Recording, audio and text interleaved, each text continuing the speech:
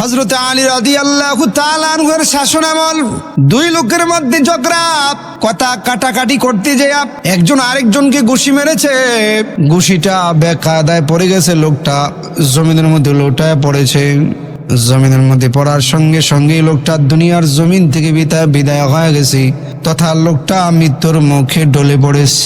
মূলত যে লোকটা ঘুষি দিয়েছিল সে মারার নিয়তে দেয় নাই, কিন্তু ভাই প্রশাসনের লোক যদি আইসা দেখে লাশের পাশে, তাইলে তাকে বিচারে খাট গড়াবি। এই বয়ে লোকটা আড়ালে লুইকা গেছে। হযরত আলী রাদিয়াল্লাহু তাআলা আনহুর শাসনামল এই মুসলমান যুবক ভাই এই রাস্তার মধ্যে লাশটা পড়ে রয়েছে। বর্তমান দুনিয়ায় তো রাস্তাঘাটে কেউ মরা পড়ে থাকলে তার দাঁড়ে কাছেও কেউ যায় না, যায় আবার না জানি মুসিবতে পড়া লাগে। কথা বলেন ঠিক কিনা? এই জন্য কেউ রাস্তাঘাটে মরা পড়ে থাকলে কেউ তার দাঁড়ে কাছেও যায় না। আগের জমানাটা এমন ছিল না। মুসলমান এক যুবক রাস্তা দিয়ে আসতেছে, হঠাৎ দেখে রাস্তার মাঝখানে একজন মরা রয়েছে।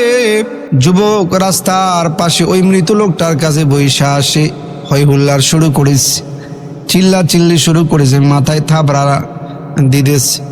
আরে আমার এই বাইটারে কে মারছে? আমার এই বাইটার ছেলেগুলা এতিম হয়ে গেছে, আমার বাইটার স্ত্রীটা বিধবা হয়ে গেছে, আমার এই বাইটারে কে মারলো? এভাবে হই হুল্লোর মাথায় বারবার আঘাত করতেছে।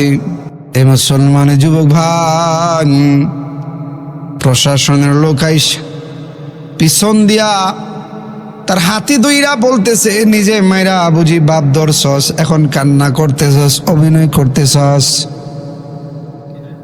ছেলেটা ডাক দিয়া বলে, না না না আমি মারি নাই।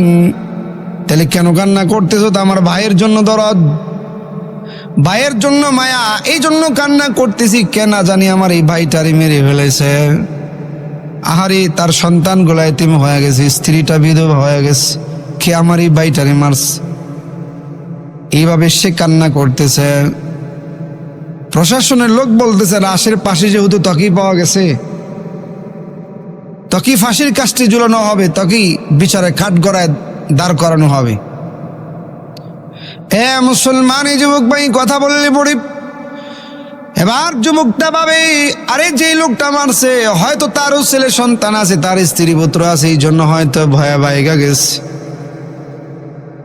আমি তো এখনো বিবাহ শাদী করি না, আমার কোনো ছেলে সন্তানও নাই, স্ত্রী পুত্র নাই, আমি মরে গেলে তো কোনো সমস্যা নাই। হাসর ময়দানে আল্লাহর রাসূলের সামনে এই কথাটা তো বলতে পারবো, গো আল্লাহর রাসূল আপনার এক উম্মতের জন্য আমার জানটা দিয়া দিছি, এবার আপনার শাফায়াতটা আমারে দেন, সুবহানাল্লাহ। এই কথাটা তো বলতে পারবো। এই চিন্তা করি এবার প্রশাসনের লোকগুলোর ডাক দিয়া বলে, হ্যাঁ আমি মারছি, আমারে নিয়ে যান। কিন্তু প্রকৃত আসামি সে তো আড়ালে দায়িকা সব কিছু দেখতেছে। এবার সে মনে মনে চিন্তা করতেছে, আরে মারলাম একজন, হাসর ময়দানে মামলা হবে দুইজনের, এই মুসিবত তো কাঁধে লওয়া যায় না। মারলাম একজন, হাসর ময়দানে মামলা হবে দুইজনের, এই মুসিবত তো কাঁধে লওয়া যায় না। এই চিন্তা করে সে আড়াল থেকে দৌড়ে আসা প্রশাসনের লোকগুলোর ডাক দিয়া বলে, হ্যাঁ আমার বাইরে আপনারা ছাড়েন, আমার ভাই মারে না আমি মারছি, আমার ভাই মারে না আমি মারছি। আমার অপরাধের জন্য আমার ভাইকে কেন ফাঁসির কাস্টে ঝুলানো হবে? তাকে কেন বিচারে খাট গড়ায় দাঁড় করাতে হবে? আমার হাতে হাত করা পড়া না, আমি মারছি। এবার ওই যুবক চিন্তা করে, না আমার ভাই মারে না আমি মারছি, আমারে নেন, আমি মারছি আমারে নেন। কারণ আল্লাহ রাসূল বলেছেন, আসিদকু ইউনজি ওয়াল কিযবু ইউহলিক, সত্যে মুক্তি দেয়, মিথ্যায় ধ্বংস বয়ে আনি। আমার ভাই সত্য কথা বলেছে, তারে ফাঁসির কাস্টে ঝুলানো যাবে না, আমার হাতে হাত করা পড়ান, আমি মারছি। প্রশাসন গেছে মুসিবতে পড়া, মরলো একজন আর মরতে চায় দুইজন, এই ভেজাল কিভাবে ভাঙ্গি? এবার দুইটারে দৌড়েই হযরত আলী রাদিয়াল্লাহু তাআলা আনহুর দরবারে খলিফাতুল মুসলিম হযরত আলী এক উল্টাপাল্টা বিচার নিয়ে আসছি। মরছে একজন, মরতে চায় দুইজন, একজনে মাইরা মরতে চায়, আরেকজনে বাইকে বাঁচানোর জন্য মরতে চায়। সুবহানাল্লাহ। হযরত আলী রাদিয়াল্লাহু তাআলা আনহু বলতেছে, এত কিছু শুনে লাভ নাই, আমি দুইটা প্রশ্ন করব, এই দুই প্রশ্নের ভিত্তিতেই তাদের ফায়সালা নির্ধারণ হবে। এই তুমি মারছ? না আমি মারি নাই। মরতে চাও কেন? আমার ভাইকে বাঁচানোর জন্য। কারণ সত্যবাদীর সাজা হতে পারে না, আমার ভাইটা সত্যবাদী। এবার ওই লোকটারে জিজ্ঞাসা করে, এই তুমি মারছো? হ্যাঁ আমি মারছি। তুমি যেহেতু মারছো তোমাকেই ফাঁসির কাস্টে ঝুলানো হবে। ফায়সালা শেষ। এই দৃশ্য দাঁড়ায়া দাঁড়ায়া হযরত আলী রাদিয়াল্লাহু তাআলা আনহুর এই বিচার কার্যক্রম দাঁড়ায়া দাঁড়ায়া হযরত হোসেন রাদিয়াল্লাহু তাআলা আনহু দরজার পাশ দিয়ে দেখতেছেন। বিচার কার্য শেষ হওয়ার পর হযরত হোসেন রাদিয়াল্লাহু তাআলা আনহু আলী রাদিয়াল্লাহু তাআলা আনহুকে ডাক দিয়ে বলে, বাবা আপনি কি এটা বিচারক? আপনি তো আমার নানার ইজ্জত জাহাজ সব শেষ করবেন। কারণ আমার নানা বলেছে, আসিদকু ইউনজি ওয়াল কিযবু ইউহলিক, সত্যে মুক্তি দেয়, মিথ্যায় ধ্বংস বয়ে আনি। এই লোকটা অপরাধ করে সত্য কথা বলছে, সত্য বলার অপরাধে আপনি তার ফাঁসির কাস্টে ঝুলাবেন? আপনি কি একটা বিচারক? হযরত আলী রাদিয়াল্লাহু তাআলা মনে মনে চিন্তা করে, কথা তো ঠিক। মুসলমানের যুবক ভাই, এবার হযরত আলী রাদিয়াল্লাহু তাআলা আনহু হোসেন রাদিয়াল্লাহু তাআলা আনহুকে ডাক দিয়া বলে, বাবা কি করা যায়? বাবা ছেলে দুইজনে মিলা পরামর্শ করে। হোসেন রাদিয়াল্লাহু তাআলা আনহু ডাক দিয়া বলে, বাবা অভিভাবক যদি মাফ করে দেয় তাইলে তো কেসাস নেওয়া লাগে না। আসুন না আমরা বাবা ছেলে দুইজনে মিলে একটা সত্যবাদীর পক্ষ লইয়া মৃত ব্যক্তির অভিভাবকের কাছে যায় যদি সুপারিশ করি, নবীর রক্তের প্রতি মায়া দেখায় হয়তো এই সত্যবাদী লোকটারে মাফ করে দিতে পারি। সুবহানাল্লাহ। মুসলমান যুবক ভাই, বাবা ছেলে দুইজনে মিলা সকালবেলা কিছু স্বর্ণ মুদ্রা লইয়া মৃত ব্যক্তির বাড়িতে যায়। বাড়িতে যায় দেখে তার ছেলে সন্তানগুলা রয়েছে। এবার হযরত আলী রাদিয়াল্লাহু তাআলা সন্তানগুলোর হাতে স্বর্ণ মুদ্রাগুলো দিয়া ডাক দিয়া বলতেছি, বাবা তোমরা তো তোমাদের বাবারে হারাইছো, বাবারে তো আর কোনোদিন ফিরা পাইবা না। তোমরা তোমার বাবাকে আর কোনোদিন ফিরা পাইবা না।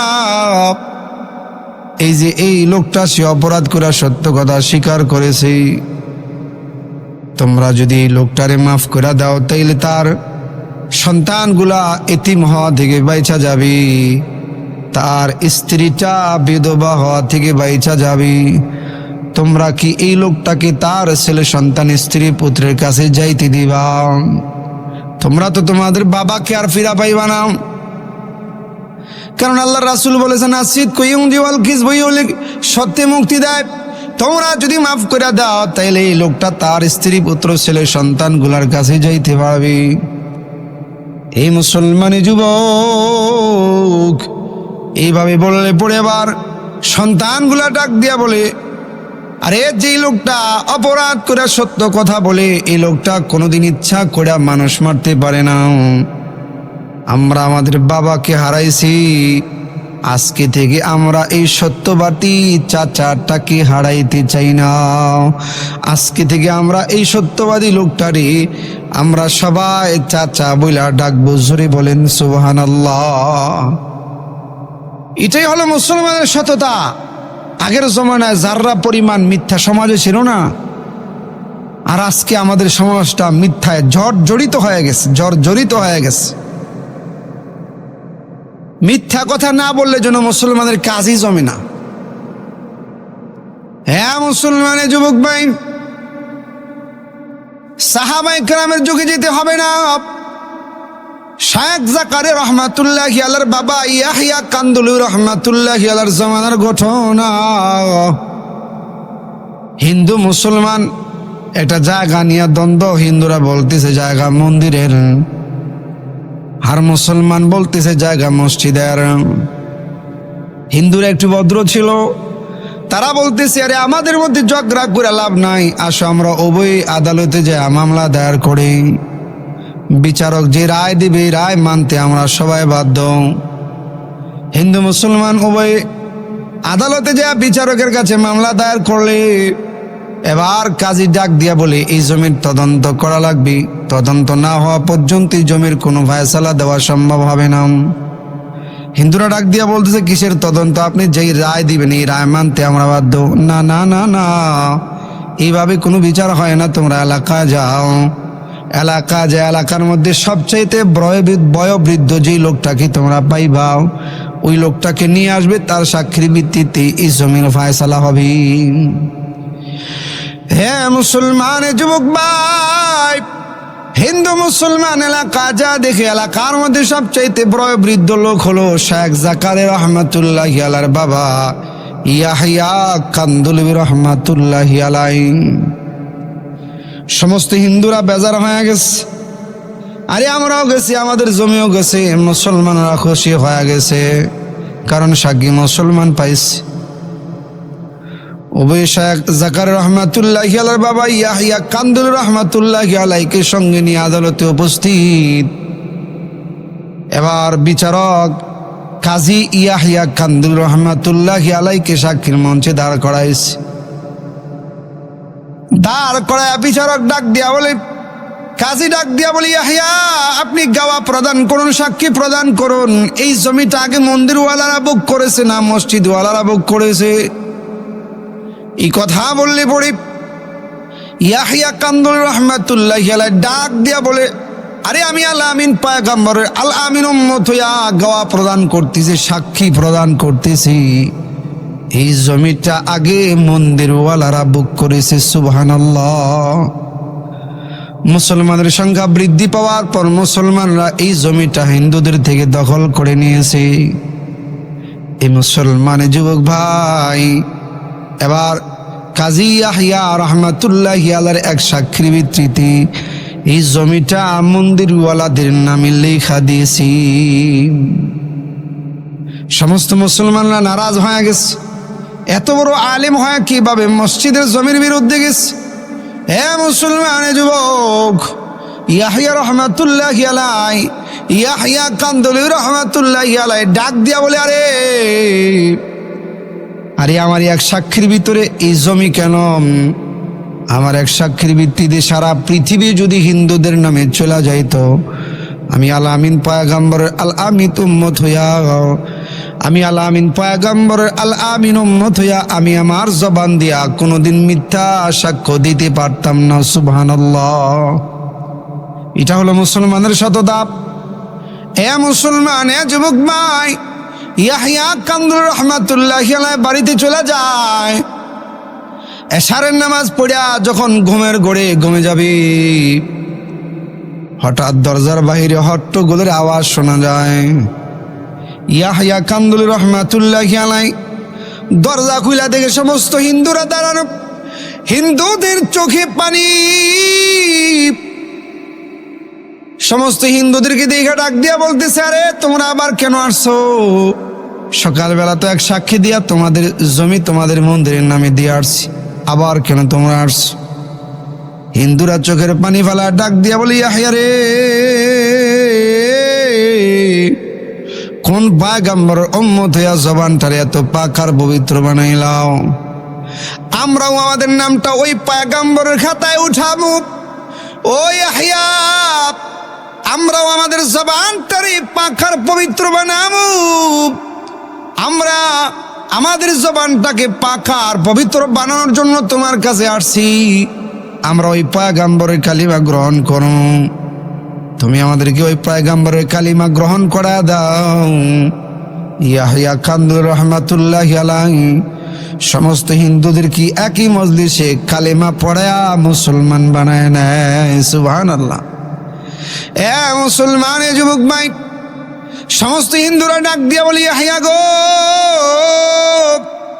ও ইয়াহিয়া, যে পবিত্র জবানের সাক্ষী দিয়া এই জমিটা মন্দিরের নামে লেখা দিয়ে আসছিলেন, ও ইয়াহিয়া, ওই পবিত্র জবানের সাক্ষী জমির মধ্যে আর কোনোদিন নাপাক কাজ হইতে দিব না, আর কোনোদিন মূর্তি পূজা হইতে দিব না।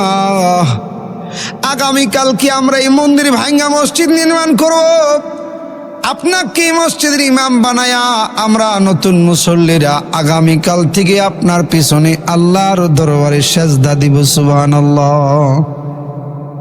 এই জন্য মুসলমান যুবক ভাই বলতেছিলাম, এটা হলো মুসলমানের সততা, এটা হলো মুসলমানের সততা।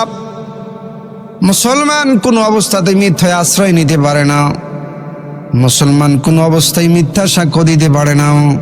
হযরত ওমর ফারুক রাদিয়াল্লাহু তাআলা আনহু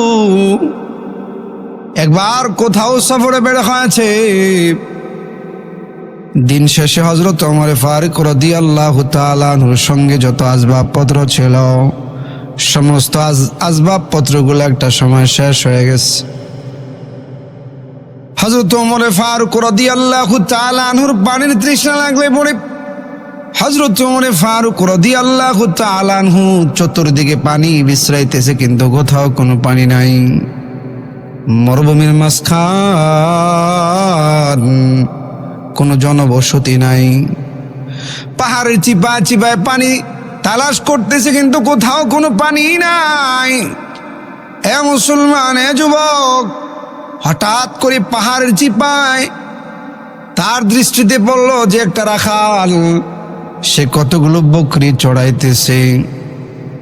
হযরত ওমর ফারুক রাদিয়াল্লাহু তাআলা আনহু এক পা দুপা করে সামনে এগিয়ে যায়।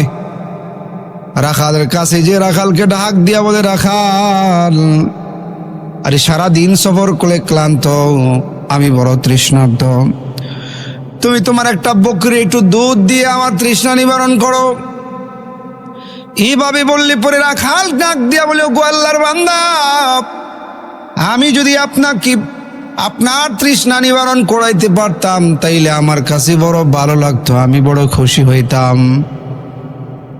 কিন্তু আল্লাহর বান্দা শোনেন, এই যে বকরিগুলো দেখতেছেন, এই বকরিগুলোর মালিক কিন্তু আমি না। এই বকরিগুলোর মালিক হলো আমার মনিব। আমার মনিবের অনুমতি ব্যতিরেকে কাউকে দুধ পান করাইতে বড় নিষেধ তিনি আমাকে করেছে। আল্লাহর বান্দা গো, যদি আমি আপনাকে দুধ পান করাইতে পারতাম, আপনার তৃষ্ণা নিবারণ করাইতে পারতাম, তাইলে আমার কাছে বড় ভালো লাগতো, আমি বড় খুশি হইতাম। কিন্তু ইচ্ছা থাকা সত্ত্বেও আমার না হওয়ার কারণে আমি আপনাকে দিতে পারতেছি না। হ্যাঁ মুসলমান যুবক ভাই, ওমর ফারুক রাদিয়াল্লাহু তাআলা আনহু খলিফাতুল মুসলিমিন ছিলেন। মাঝে মধ্যে মানুষের ইমানি হালত পরীক্ষা করতেন। ইমানি হালত পরীক্ষা করার নিয়ত রাখালকে ডাক দিয়া বলে, হ্যাঁ রাখাল ভাই, আরে বিষয়টা যদি এমন হয় যে আমি তোমারে কতগুলো স্বর্ণ মুদ্রা দিয়ে দিই, বিনিময়ে তুমি তোমার একটা বকরি আমাকে দিয়ে দিবা, আমি আমার তৃষ্ণা নিবারণ করতে পারবো। আবার এই বকরিগুলো বোনা করে আমি আমার ছেলে সন্তান স্ত্রী পুত্র সবাইকে নিয়ে রান্না করে মজা করে খেতে পারবো। তোমার মালিক যদি তোমারে জিজ্ঞাসা করে তাইলে তুমি বলে দিবা জঙ্গলার কোন হিংস্র প্রাণী বকরিটাকে খেয়ে ফেলেছে। রাখাল রে, বিষয়টা যদি এমন হয় তাইলে কেমন হয়, তুমিও কিছু লাভবান হইবা। এই মুসলমানি যুবক ভাই এইভাবে বললে পড়ে এবার রাখাল ডাক দিয়া বলে, ওগো আল্লাহর বান্দা, আপনি বলতেছেন আপনি আমাকে কিছু বিনিময় দিবেন, আমি আপনাকে একটা বকরি দিয়া দিব। মালিক জিজ্ঞাসা করলে বলবো যে জঙ্গলার হিংস্র প্রাণী খেয়ে ফেলেছি। আমি যদি এই কাজটা করি, ওগো আল্লাহর বান্দা, আমি যদি এই অপরাধটা করি, আমার মালিক জানুক আর না জানুক, মানুষ দেখুক আর না দেখুক, এই সুযোগে যদি আমি এই অপরাধটা করি, তাইলে আমার আল্লাহ তো আমার এই বিষয়টা তাকায়া তাকায়া দেখবি।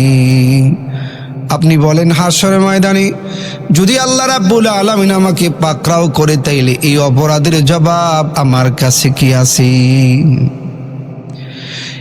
এই জন্য মুসলমান যুবক ভাই বলতেছিলাম, এর নাম হলো তাকওয়া।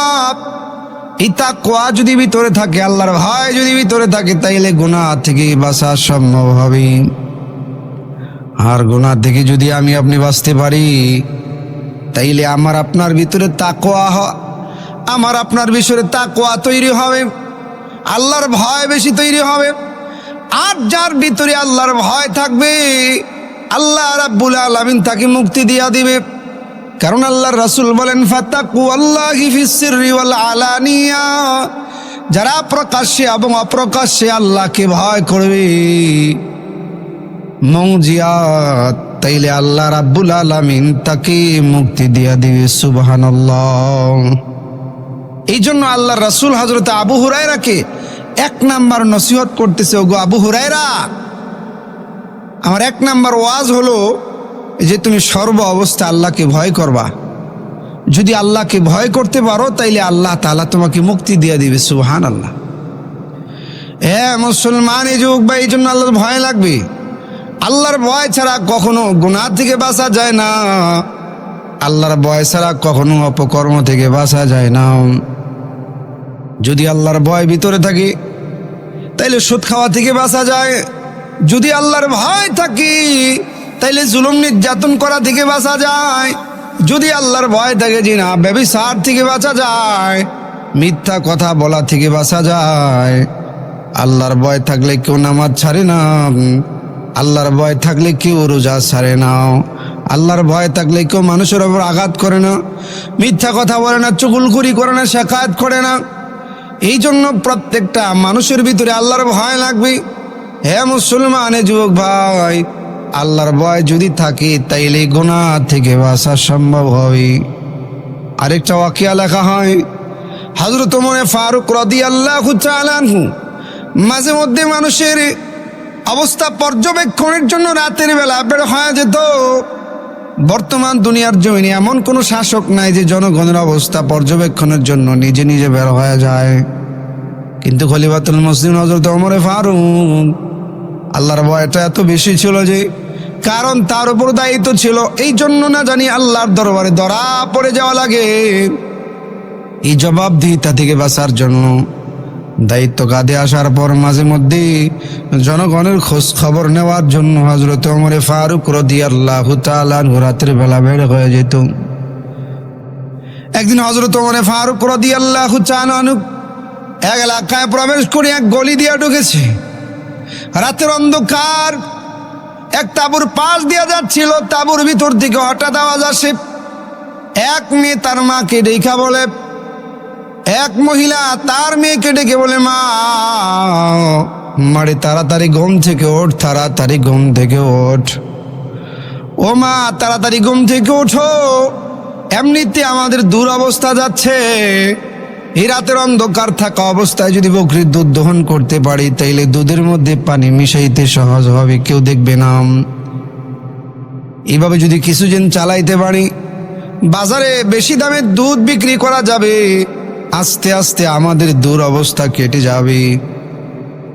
এইভাবে বললে পরে এবার মেয়েটা ডাক দিয়া বলে, মা গো, খলিফাতুল মুসলিমিন হযরত ওমর দুধের মধ্যে পানি মিশাইতে নিষেধ করেছি। যদি কেউ দুধের মধ্যে পানি মিশায় তাইলে বিচারের কাঠ গড়ায় দাঁড়াতে হবে। এইভাবে বললে পরে আবার মা ডাক দিয়া বলে, হে বোকা, আমি ওমর কোথায়, আমরা কোথায়? ওমর তো তার রাজ সিংহাসনে সে অবস্থান করতেছে, আমরা হলাম গ্রাম্য এলাকার এক পরিবেশের মানুষ। এখানে ওমর আসবে না, কেউ জানবে না, কেউ দেখবে না। রাতের অন্ধকার থাকা অবস্থায় দুধ দহন করলে কেউ বুঝতেই পারবে না। তাড়াতাড়ি ওঠো, আমরা দুধের মধ্যে পানি মিশাইতে সহজ হবে। এই মুসলমানি যুবক ভাই, আল্লাহর ভয় যে কাকে বলেন বুঝেন, আল্লাহর তাকওয়া যে কাকে বলে বুঝেন। এভাবে বললে পরে এবার মেয়েটা ডাক দিয়ে বলে, মা গো, তুমি বলতেছো রাতের অন্ধকার কেউ দেখবে না, জানবে না, ওমরের কাছে সংবাদ পৌঁছবে না। মা গো, আমি মিলা দুজনে যদি অপরাধটা করি, গুনার কাজটা করি, মানুষ দেখুক আর না দেখুক, ওমরের কাছে সংবাদ পৌঁছুক আর না পৌঁছুক, মা আমি দুইজনে মিলা এই অপরাধটা যদি করি তাইলে আমার আল্লাহ তো আকাশে থাইকা থাইকা দেখবি। হাসরের ময়দানে যদি আল্লাহ রাব্বুল আলামিন এই দুধের ব্যাপারে প্রশ্ন করে তাইলে মা আমি আল্লাহর দরবারে কিভাবে জবাব দেব? ওই দিন তো আল্লাহর দরবারে আর কোনো পার পাওয়ার রাস্তা থাকবে না। অতএব এই গুনার কাজ করা যাবে না। এই গুনার কাজ করতে গেলে আল্লাহর কাছে জবাব দেওয়া লাগবে। এই জন্য মুসলমান যুবক ভাই বলতেছিলাম, এটাকে বলা হয় ভয়, এটাকে বলা হয় তাকওয়া। যদি কারো ভিতরে তাকওয়া থাকে তাইলে আল্লাহ রাব্বুল আলামিন তাকে মুক্তি দিয়ে দেবে। এই জন্য আল্লাহ রাব্বুল আলামিন বলেন, ইয়া আইয়ুহাল্লাযীনা আমানু তাকুল্লাহা ওয়া কুলু কাওলান সাদীদা। হে ঈমানদাররা, তোমরা আল্লাহকে ভয় করো। যদি তোমরা আল্লাহকে ভয় করতে পারো, ওয়া মাইয়াত্তাকিল্লাহা ইয়াজআল লাহু মাখরাজা ওয়া ইয়ারযুকুহু মিন হাইসু লা ইয়াহতাসিব। যারা আল্লাহকে ভয় করে, যাদের ভিতরে তাকওয়া আছে, যারা তাকওয়ার মালিক, আল্লাহ রাব্বুল আলামিন তার ধারণা অতীত থেকে আল্লাহ তাআলা তাকে রিজিকের ব্যবস্থা করে দিবে। সুবহানাল্লাহ।